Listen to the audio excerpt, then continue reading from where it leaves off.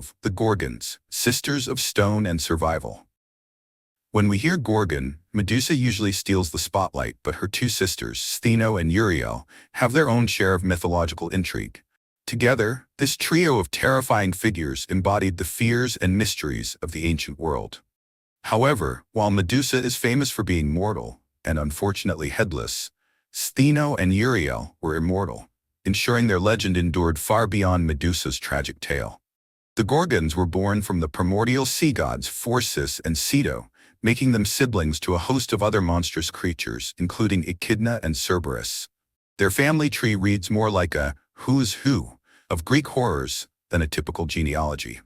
Stheno and Euryale, the elder Gorgons, shared Medusa's signature look, a tangle of living snakes for hair, sharp fangs, and a gaze that could turn even the bravest warrior to stone.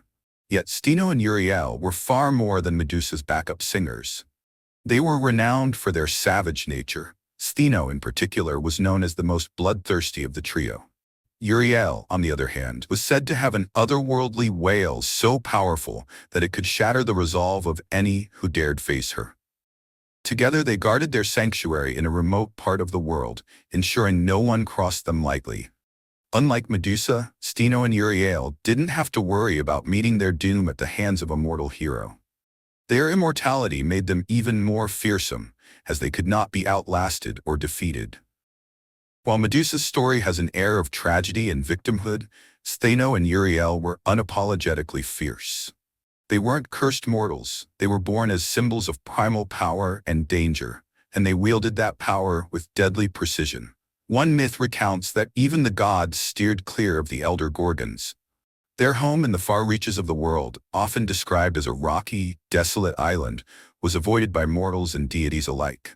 Unlike Medusa, who was often painted as a tragic figure in need of understanding, Stheno and Euryale didn't demand sympathy. They demanded fear and respect. While Medusa's confrontation with Perseus is legendary, Stheno and Euryale's stories often fade into the background.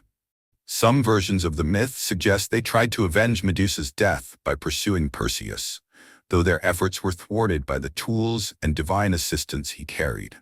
Others say they continued their solitary existence, forever guarding their domain and maintaining the terror they inspired.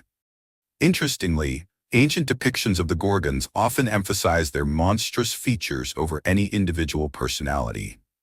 Carvings on temples and shields showed grotesque faces, with bulging eyes and gaping mouths, meant to ward off evil spirits. In this sense, the Gorgons served a dual purpose. They were both figures of fear and protectors against greater dangers. Stheno and Euryale might not have the star power of their mortal sister, but their influence remained significant. They symbolized the untouchable, the untamed, and the immortal forces of nature. Over time, their presence became a reminder of humanity's vulnerability in the face of overwhelming power. From ancient art to modern storytelling, the Gorgons collectively represent more than just terror. They embody the idea that some forces are beyond human understanding and control. Whether as fierce guardians or eternal enigmas, Stheno and Euryale stand alongside Medusa as icons of Greek mythology. Fun fact: in ancient Greece, Gorgon imagery was used on shields and armor not just for decoration, but as a protective symbol. The fearsome visage was thought to ward off enemies and evil spirits, making the Gorgons both terrifying foes and unlikely allies.